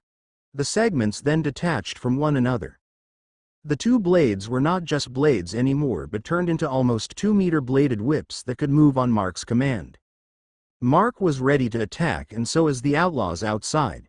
Even though it was dark, Mark could tell that each of them was itching for bloodshed. Unfortunately, it was their blood that would be spilled tonight. He would do the preemptive attack since he would not let them rain bullets into the house. Although everyone inside the house was hiding except him, he would not take chances. Even the minuscule chance that a bullet bounced somewhere and hit what it should could still happen. Mark vanished from the room in a puff of black mist. The darkness of the night hid the mist that moved over the ranks of the outlaws and landed right behind them. The man on the back of the pickup truck was about to shout and signal the attack, but he was not able to as he heard the commotion among his men. When he was about to question what was happening, he heard a shout. "Enemy attack! Enemy attack!" The outlaws nearby the guy that shouted came to their aid, but they did not see anything, not even the person that shouted. The night was dark and they could not see their surroundings clearly as their only source of light in hand were torches, but they could smell the pungent odor of blood. One of them who held a torch crouched and lit up the ground. All of them around could not help but step back at what they saw. There were several bodies of their comrades. All of them were dead with their heads, torsos and limbs scattered everywhere. They were not even sure whether they would be able to identify which body part was whose. "Ah! Enemy at!" Another shout came from a different direction, but the words that were about to be said was not even finished and was cut off. Those who responded to the shout also saw the same scene of their comrades being chopped to pieces. Those who witnessed the scene could not help but feel fear creep up to their bodies. They came here to avenge their comrades that were killed and slaughter the perpetrators, and not for them to be the ones to be slaughtered. Furthermore, they were really being slaughtered in a literal manner, chopped to pieces. Not to mention that none of them knew what was happening, It was as if they were being attacked by a ghost. While the outlaws started to panic, Mark, who had just killed 9 outlaws in succession, had already turned into mist that was waving across the ground. He was doing this not only to attack in different places but because he was also looking for the person that was spying on him twice today. If he could get rid of that person, he would be able to at least stop the outlaws from tracking him. His first attack was on the western side and the second was on the northern side. Now, Mark appeared on the southern side. The moment he appeared, he had already shot the 2 whip blades forward and whip blades coiled on the unlucky outlaw's neck and limbs. With a sudden strong pull, the limbs and head of the outlaw separated from his torso. Everything fell on the ground, splattering blood everywhere. He then waved his whip blades in 2 different directions, which dismembered the lower limbs and decapitated the necks of the 2 outlaws that was about to turn around after hearing the sounds behind them. Before the other outlaws were able to see Mark, he had already disappeared and was again aiming for the western side where the orchard was located. However, this time, someone jumped onto Mark the moment he appeared. A huge machete was hacking towards him. Mark's body then blurred and the machete phased through his body and hit the ground, leaving a deep dent on the soil. The attacker was obviously taken aback and he even let go of his machete before he leapt backwards. He started to fumble around and pull up his assault rifle. Mark turned at the attacker. Since it was dark, he could only see the silhouette of a burly man, but the most noticeable was the red glowing eyes of the man. Those eyes reminded Mark of animals that could see in the dark. No wonder this man managed to notice him and find his trail. Unfortunately, this man was surely not the one he was looking for. Still, this person was going to be troublesome and needed to be dealt with first. The other outlaws that were looking for the attacker were also coming. Mark leapt back and behind the trunk of a fruit tree before he vanished into mist. His disappearance made the outlaw with night vision perplexed, and he hurriedly aimed his assault rifle anywhere he was able to hear rustling sounds. "Be careful. The enemy is around," he shouted to his comrades that were around the orchard, making them all vigilant on their surroundings. They did not notice, however, that there was a misty shadow moving over the trees ready to dive down towards them. Mark straightened his whip blades and placed the backsides of the blades side by side. He was going for the 4th form of slicer and divider, the 4th form fusion, dicer. After a few inaudible sounds coming from the blades, he pulled the whip blades apart, revealing a net of sharp metal thread. With a puff of mist, he dived down and smashed both whip blades downward, letting the almost invisible net between the blades envelop the outlaw. The outlaw noticed the 2 whip blades going down, but he was confused as to why the 2 blades were ways off from him. It was until the 2 whip blades smashed on the ground that he noticed that his sight started to tilt in different directions. Mark then pulled the slicer up and waved the 2 whip blades towards opposite direction inwards. Before the body of outlaw with night vision fell on the ground, his body was already diced into bloody pieces like what the name of the form of Mark's weapon had. Without wasting time, the net retracted and the 2 whip blades fused once more. Mark pulled the 2 handle backwards and folded it in a split second. 6th form fusion. Bastard whip blade. The 2 blades docked together into one sword with cleaver-wide double-edged whip blade. Mark dashed towards the other outlaws and spun his body, causing the huge whip blade to follow suit. Before the outlaws could fire their guns, their waists had already been cleanly sliced off. 6 bodies fell with their upper and lower bodies separated, spilling their organs and blood on the ground. 19 had already fallen, and it was just the start. Unfortunately for the outlaws, they behaved what Mark wanted to when he attacked several places in succession. Before, they surrounded the house and were placed around the house side by side, which was the reason Mark was only able to pick a few to kill in his previous attacks. After his attacks, however, the outlaws left their positions and grouped up on several places to look for him. Their actions made it easier for him to hunt them down. Mark smiled with a satisfied expression. With another puff, he vanished into black mist. The wavy trail he left behind moved towards the next group of prey. The outlaws were used to hunting other people. This time, however, it was the opposite. Day 35 to 11:54 p.m. Barangay Poblacion I. Real, Quezon. The man standing on the back of the pickup truck had his face filled with impatience. He was already crossing his arms in front of his chest and he was tapping the floor of the truck bed with his foot in a fast rhythm. There were 10 outlaws circled around the pickup truck and protecting their leader.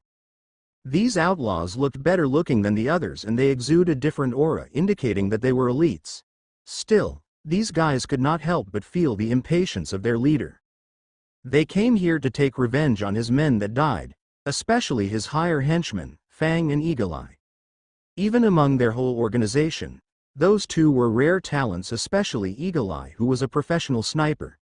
He was irreplaceable due to the fact that very accurate snipers needed years to train even with evolvers and mutators that gained sight abilities. Eagle Eye was strong enough to be able to shoot the wheels of a speeding vehicle in one shot, and in terms of sniping ability, he could even contend with the best snipers in the military of this country. Fang, on the other hand, was also irreplaceable. It was because he was one of those who were called full-body mutators. This information had already circulated nowadays after being disclosed by the military. Many mutations and abilities sprung upon mutators. Some of them were similar abilities while some were unique, but the most unique ones were those who were able to transform their whole bodies. Those valuable henchmen of his, however, were killed today, which made him furious. Normally, they would capture their victims, but now, they were only here to kill. Yet, they were not even able to start the attack when their ranks had been broken by an attack that who knew where it came from. The worst part was that none of him men was able to see the figure of the enemy at all, even though the enemy managed to kill several people already. Boss Drake. 3 outlaws came running from the direction of the house and called unto the man on the back of the pickup truck.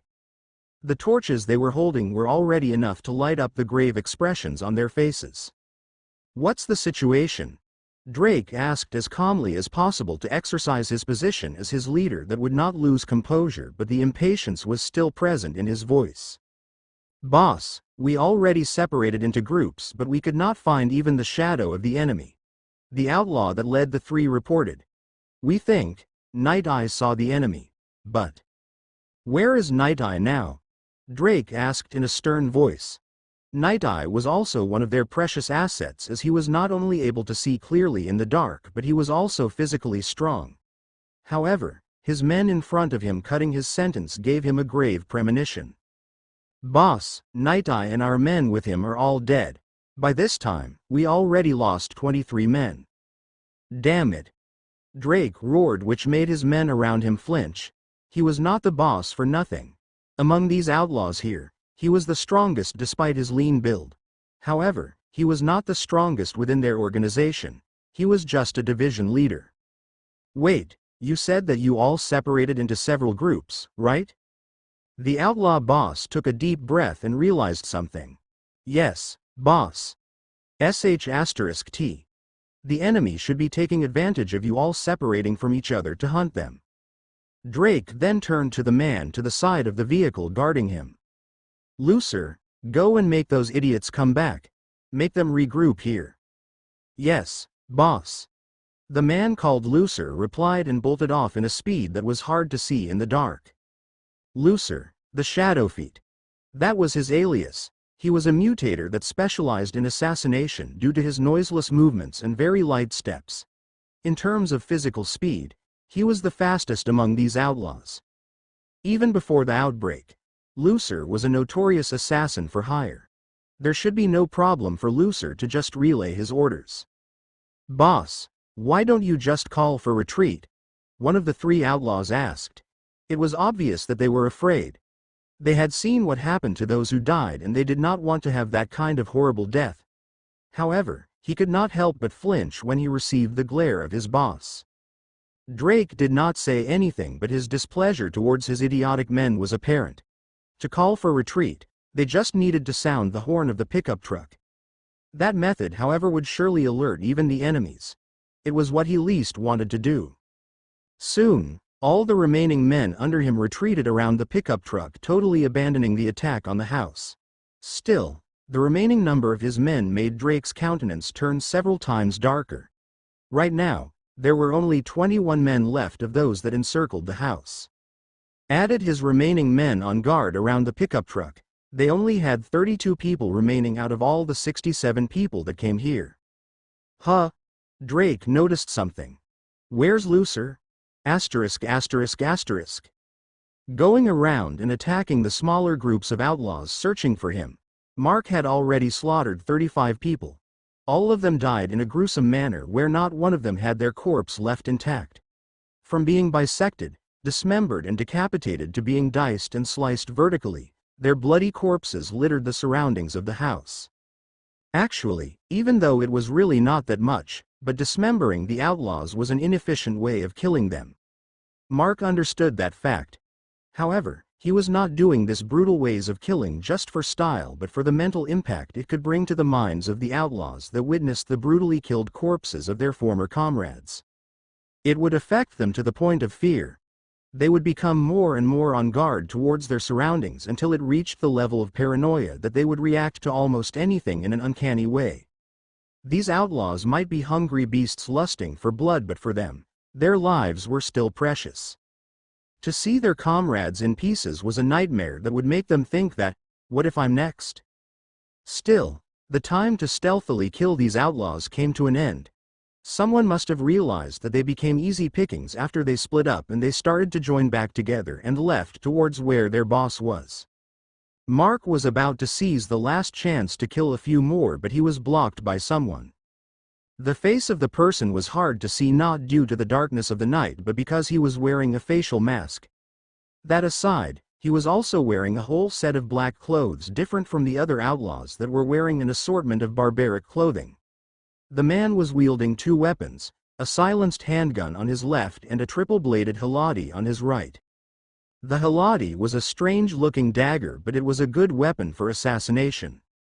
"So, you're the one coming after us, huh?" the man said while looking at Mark with vigilance. "Isn't it the way around?" Mark said while pulling the blade whips and caused the blades to retract into a whole blade once more. "You trashes are the ones who first came to kill us here, if you don't remember." The assassin frowned because of the way Mark spoke. He was a professional assassin trained in many fields. One of the things he specialized on was to determine the stance of the enemy in front of him through voice, gestures and expression. However, he had never ever encountered anyone that could give him such sense of emptiness. Still, he was also aware that these kinds of people were the most dangerous. They would not get affected by their surroundings and they would not get affected by the killing they made. Most people, even normal ones, would get affected mentally after the killing they made. Some would lose their selves to bloodlust while others would deny what they had just done. In Mark's case, however, no matter how many he killed tonight, it was just to fulfill his goal and nothing else. "I want to ask something." Mark suddenly spoke. "The guy that found our location, did that guy come with you here?" The assassin did not say anything, but Mark found the answer from his gesture. "That guy is not here, huh? I'll just kill all of you then to lessen the troubles in the future," Mark said before he vanished in a puff of black mist. The assassin was taken aback and stood on guard. He noticed some movements from above and quickly rolled to the side. On where he stood before, two square-shaped blades landed with Mark appearing from above. Lucer quickly aimed his handgun and made several shots, but with a blur of Mark's body, the bullets all phased through his body. Mark vanished once more and appeared to the side of Lucer and was already hacking the two swords to his side. Clang! Clang! Lucer warded off the attack by blocking and changing the direction of the blades using his haladi. With the two blades changing its direction of attack, it should have been an opening. He charged towards Mark, trying to stab him with the third blade of his haladi. At the time the haladi was about to stab Mark, he suddenly turned his body around and let the haladi hit the shield on his back. Lucer was already surprised that Mark had a shield on his back, but he was even more stupefied when the centerpiece of the shield that was hit by the haladi was pushed inwards. Hidden from Lucer, Mark let out a slight sinister smile. The shield of the darkness shade. Set. The Defier. It was named as such since this shield defied the true reason a shide was made, which was to defend and protect. Defier, however, had several forms that could attack and counter-attack. The centerpiece of the Defier was not easily pushed in, unless it was pushed heavily on purpose or received an attack from the enemy that it would be pushed in. With the center of Defier pushed inward, its second form was activated, Defier second form. Counter-attack. 100 Needle Rain. Several layers of Defier around the centerpiece snapped open in an instant, revealing 100 needle-sized holes. Lucer had a bad and dangerous feeling about this and tried to retract his blade and retreat. Unfortunately, the mechanism of the Defier activates the moment it received an attack. Before Lucer was able to pull his hand back, 100 needles shot off from the holes, which the majority of the needles pierced through Lucer in different parts of his body, including the eyes and skull. Dozens of needle-sized holes could be seen on Lucer's arm, face and torso, and all of the holes were bleeding lightly. However, even though each wound looked small, the needles that pierced through his vital parts had already killed him. The assassin fell on the ground. Although his body was intact, his death was not any less painful. Mark picked up the handgun from Lucer's hand. This was the first gun with a silencer he saw in the hands of the outlaws. All of them had guns, but for who knows what reason, none of them had silencers so far aside from this gun. That was also the reason Mark did not pick up the guns and use them, since it would reveal his location through the noise. Clicking and snapping sounds was heard from Mark's back as the Defier closed up and the centerpiece returned to its normal position. 100 needles had already been shot and he still had 2 volleys of needles left. It had the same reloading mechanism to the crossbow, but the space inside the shield was smaller and could only fit that amount of needles. Mark looked at the corpse of the assassin by his feet. This guy was a tough one. Fortunately, he had several things up in his sleeves, or else it would be hard to defeat this guy that had both ability and experience. Still, this guy died in his hands, no, his back. It was time to slaughter the remaining people in the open. Unfortunately, the person that could end the trouble was not here for some reason. It should have been a good opportunity to end this troublesome matter. Day 36 to 12:02 a.m. Barangay Poblacion I, Real, Quezon. A trail of black mist waved through the air and landed on the roof of the house. Mark appeared while looking at the direction of the pickup truck that was now surrounded by the remaining outlaws. For sure, they were all ready to confront him the moment he appeared. Unfortunately for them, not every outlaw remaining were still in shape, both mentally and physically, to stay and fight. It would have been better for them to have retreated already, but it looked like that the ego of their leader would not accept it. As preparation for the final fight, Mark controlled 3 blood whips and opened the locks that kept the Defier on place at the back of his armor and brought the shield on his hands. At the back of the shield, the 4 remaining weapons were stored and could be seen clearly. 2 of the weapons were a pair of gauntlets with different designs and shapes. One of the last 2 was a pole with a diamond-shaped blade that was attached at the middle of the back of the shield, and the other was a foot-long dagger. He removed the 2 gauntlets, which he called Defender, the left gauntlet, and Attacker, the right gauntlet. The gauntlets, even though made as a pair, was made differently for specific functions. Defender had a thicker body than Attacker, and would not lose in terms of toughness and defensive ability to Defier, except that it was smaller than the shield. This gauntlet also had the slot to attach Defier, which increased its defensive abilities several times more. The Attacker, on the other hand, was made lighter and was equipped with more attacking functions, not to mention that it could perfectly dock on the bracer Mark was already wearing on his right arm, where the needle crossbow and the needle case were attached. Mark fused the Slicer and Divider into a great sword with a rectangular-shaped double-edged blade and held it in his right hand while he raised the Defier on his left. If it were just the normal mobs, Mark would not prepare this way, but there was no mistake for being cautious, especially when he could sense the difference of some of the outlaws that were close to the vehicle, not to mention the guy arrogantly standing at the back of the pickup truck. Even though it would surely be a frontal confrontation in the end, Mark would not just show himself in the open. Mark tapped the crossbow on his arm and let it transform into its attack form. He then aimed for the man on the pickup truck and went for the shot. That guy was surely the leader of this bunch, and it would be over easier if the guy was to go down first. Still, He had no absolute expectations that the man would go down easily. As he thought, the man did not go down.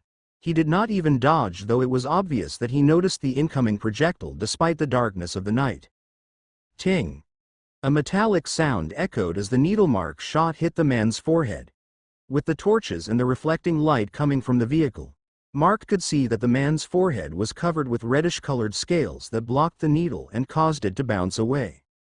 The outlaw leader turned towards the roof where the attack came from, but he did not see anything as Mark had already vanished into a puff of mist. Not even seeing the attacker as he received the sneak attack made him more furious.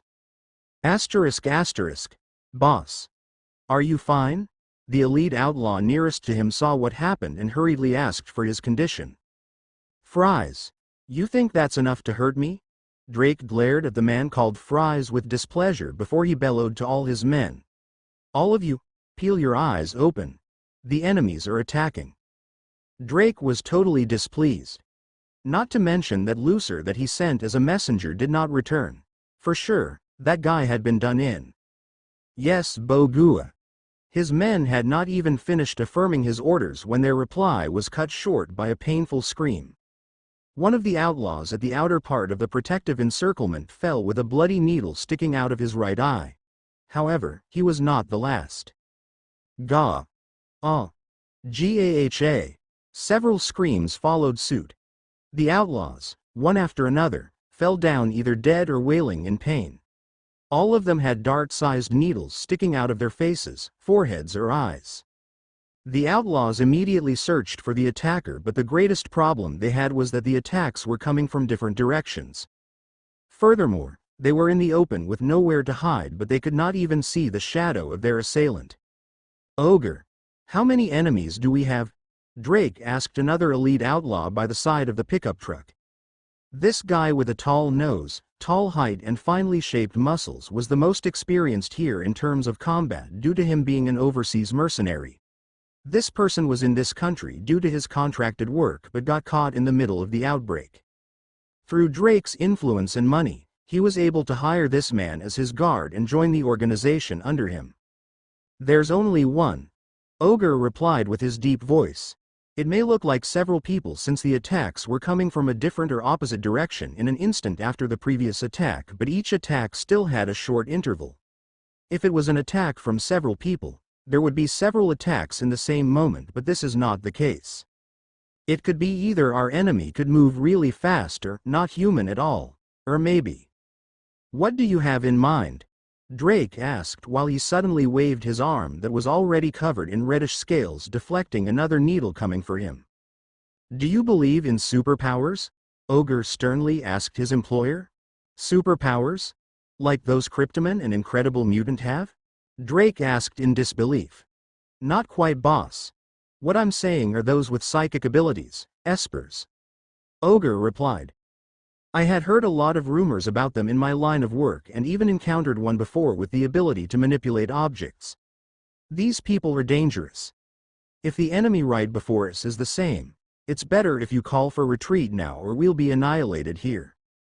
Can't we fight them? It's not like they are immortal. We can fight them if we knew their powers. Given that we can't even see the shadow of our enemy, what are we going to fight? Drake felt being poured with water by what Ogre had just said. He let his anger get into his head that he let his men get obliterated one by one. Biting his lip that could not even bleed due to the reddish scale that automatically appeared to protect his skin from his own bite, he decided to call for retreat, however. You seem to know a lot, don't you? All of the outlaws froze and all looked towards the source of the voice. Drake and Ogre was not an exception. Atop the roof of the pickup truck, just a step away from Drake, a man clad in strange armor squatted. On his back was a strange-shaped meter-long sword, while on his arms was a mini-sized crossbow and a shield that was just a little bit smaller than his torso. Mark was still waving around the slaughter field as a black mist when he heard the leader and one of his men talking about espers. He could not help but stop to join them a little. Even though these guys were enemies, talks about espers, not just the rumors, but talks about actual espers were too rare to pass by.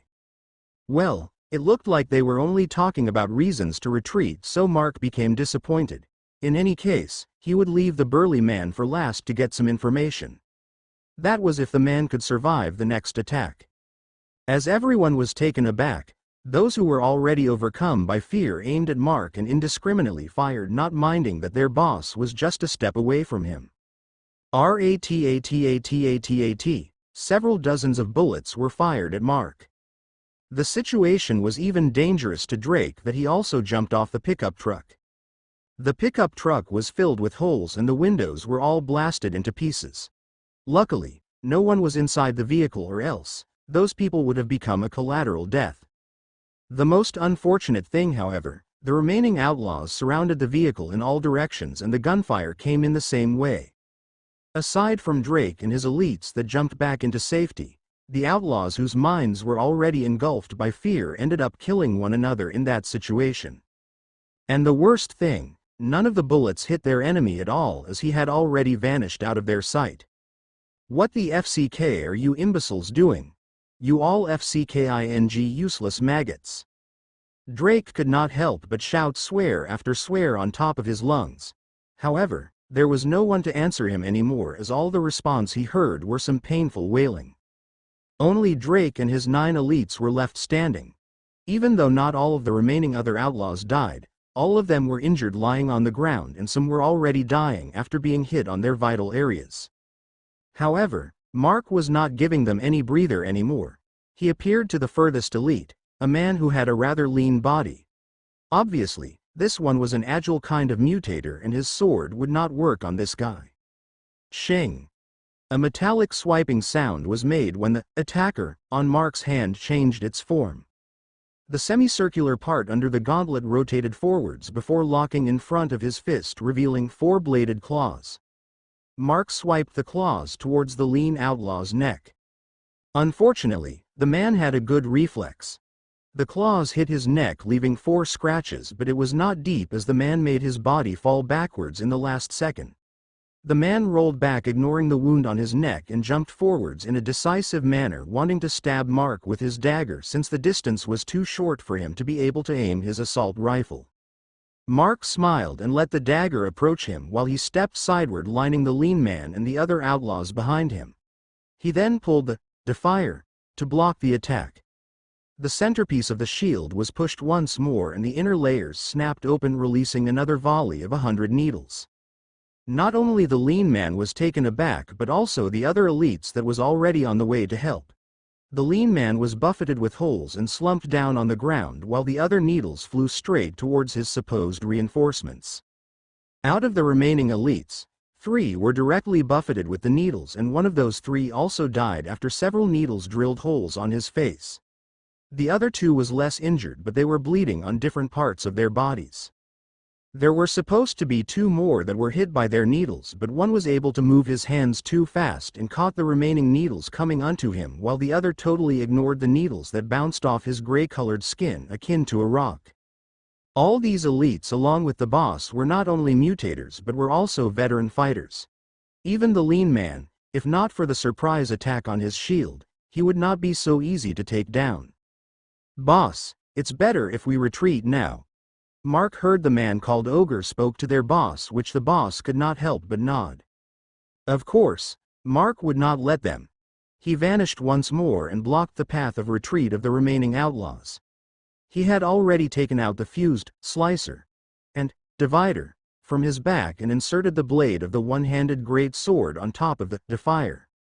He pulled the handle of the sword, causing it to extend and become a 2-handed sword. He then drove the blade further into the shield, causing several clicking sounds.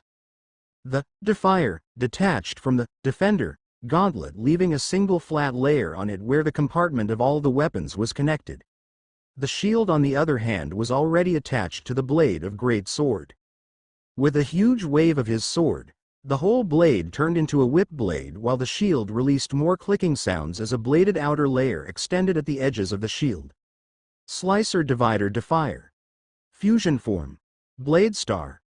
A long-ranged flail, but its main function was not to smash but to utilize the other hidden weapons of the defier. Day 36 to 12:09 a.m. Barangay Poblacion I. Real, Quezon. Mark wielded the odd-looking weapon with both his hands. This was not the first time he used this weapons. All these weapons had been tested back before he left the base while doing a supply run alone. Still, he had not used these weapons in an all-out battle with other humans. This was why he took out weapon after weapon. After this battle, he would storm his brain for issues and work of modifying the darkness shade set further. Still, it was obvious that the veteran mercenary, Ogre, was taken aback and was confused as to why their enemy would use such an inconvenient-to-use weapon. The torso-sized shield after being attached to the almost 2-meter-long whip blade looked totally like an oversized flail. In terms of pure power, this kind of weapon was strong, but in terms of speed, convenience and effort needed to swing it, it lost to all other cold weapons he had seen before even abroad. On the other hand, Drake felt even more furious. He also realized the deficiency of such weapon, but it felt like their enemy was underestimating them too much to use that odd and hard-to-use weapon. Mark also knew of those deficiencies and would not be able to actually use this as such. However, he had his own methods to eliminate such deficiencies. Holding the blade star behind him through his right side, Mark kicked forward his left foot that was on front of the other. Puff! Mark vanished into the black mist that sent the remaining outlaws into extreme vigilance.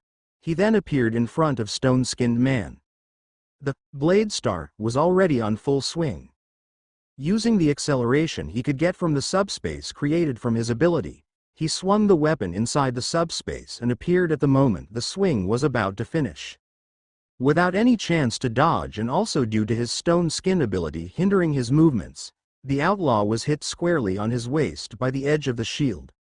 The stone skin ability of the outlaw prevented his body from being bisected by the blades at the edge of the shield, but the impact of the hit obviously churned his organs.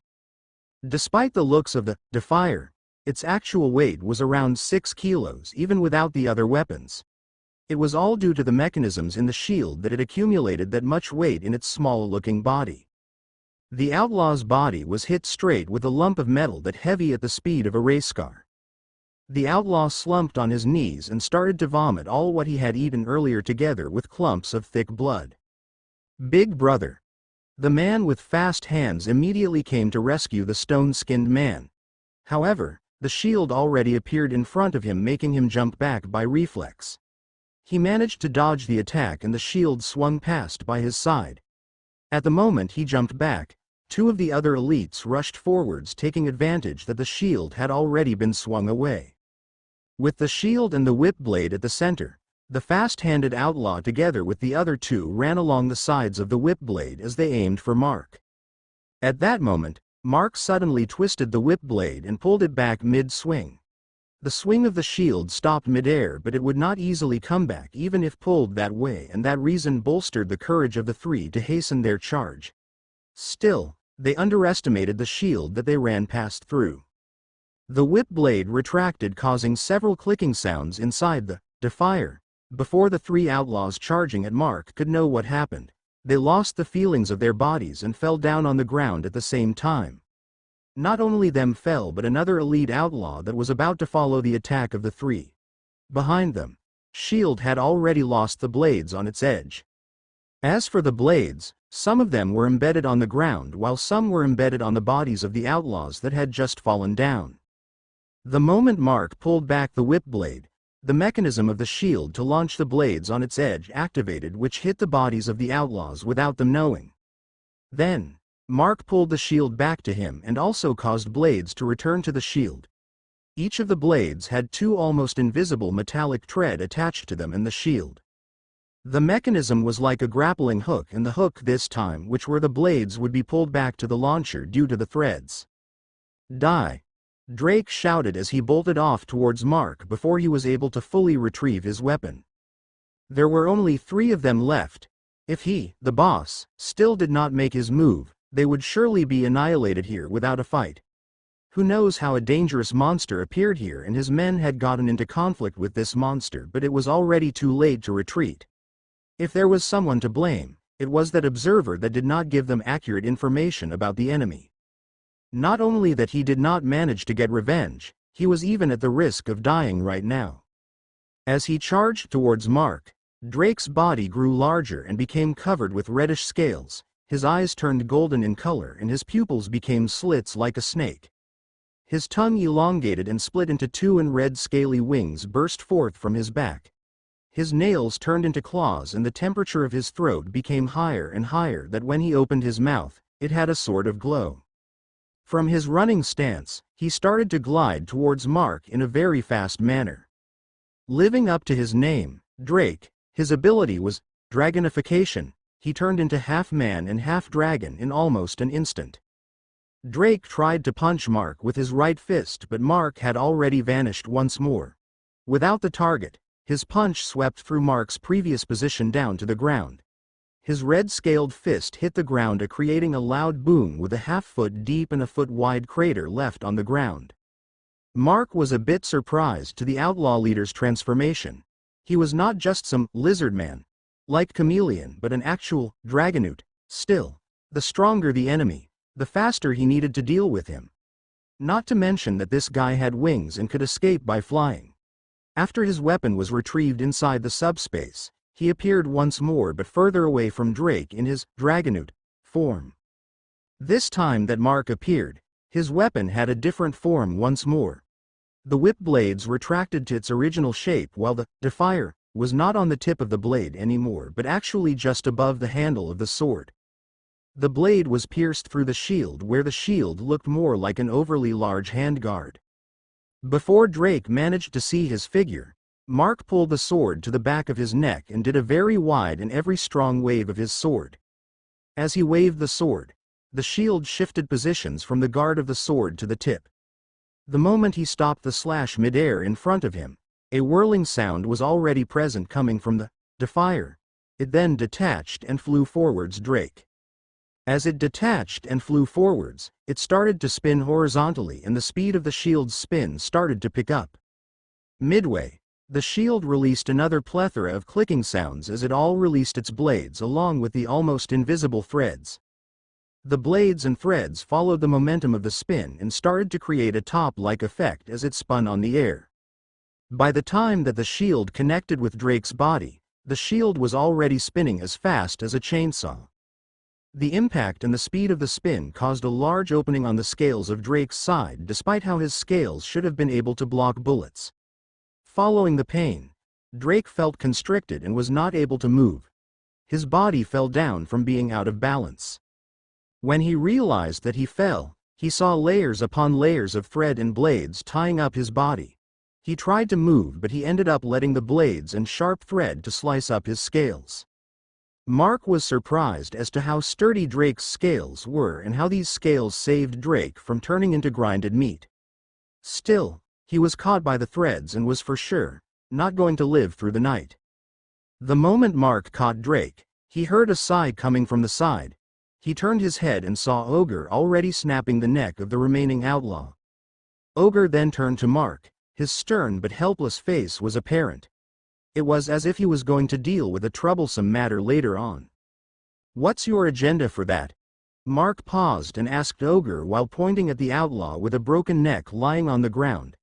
Since the start, even though Ogre was emitting a dangerous feeling on him, he never took a hostile stance against Mark. In fact, this whole time, all he did was advise Drake to retreat. Ogre did not reply but took out a card, then a handkerchief and wiped his face. After wiping his face, his countenance changed. His burly and tall body was still the same but he had a younger-looking Caucasian face about just 2 or 3 years older than Mark. He approached Mark and handed the card without any hostility and even in a friendly manner. Mark took the card with a calm face. If it was just a farce, he could just disappear in a puff of smoke. The card was an ID of a U.S. soldier. "I'm Jones Galley. I'm a mercenary but I'm always working for the U.S. military that they gave me that identification."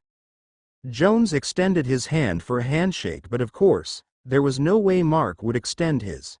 The guy that had just introduced himself as a U.S. mercenary could not help but awkwardly retract his hand. "Ogre! You traitor!" Drake shouted with difficulty since the threads around his mouth and jaw would cut his scales and lips. To that shout, Jones just sneered. I'm not with you people since the start. You had to use your connections to hire me, but that is within the plot. I've been sent to a mission to monitor you people from the Death Coast settlement, and I have been sending reports regularly to the port of Real Military Settlement. Actually, this time, I'm instructed to delay you people. The soldiers will be coming soon after all. I received that a group of 4 was missing and you criminals were the suspect. And then, you organized this operation which coincides with the details about the missing group. How do you think that your operation got too delayed up to this late? Remember how I insisted that the 10 trusted men of yours to stay behind and let the lackeys do the job? Drake's eyes turned wide to the realization that came into him. The outlaw leader coughed up blood due to his anger and fainted. Jones then turned at Mark. Still, I don't expect to find someone as strong as you here. Is that missing group under your care? If that is the case, then thank you. Your country's military assets are sorely lacking. Even the current manpower was too weak that every group they could ask for assistance was too precious. Also, what are those weapons you are using? Are those made by you? How are they working? Can I have a question? Mark interjected with a frown. What is it? Can you shut up? Mark then walked towards Drake. In a swift movement of his arm, the unconscious outlaw was beheaded. Hey! What are you doing? Mark ignored the shouting of the self-proclaimed mercenary. He still did not totally believe him, but according to what Jones said, the military would be coming soon. If that happened, then, he was speaking the truth. One by one, Mark beheaded the corpses of the elite outlaws after he retrieved the Defier. He then left the vicinity carrying 9 tied-up heads under the flabbergasted gaze of Jones. 5 minutes or so later, military vehicles arrived and stopped near the highway. The incoming soldiers were received and guided by Jones.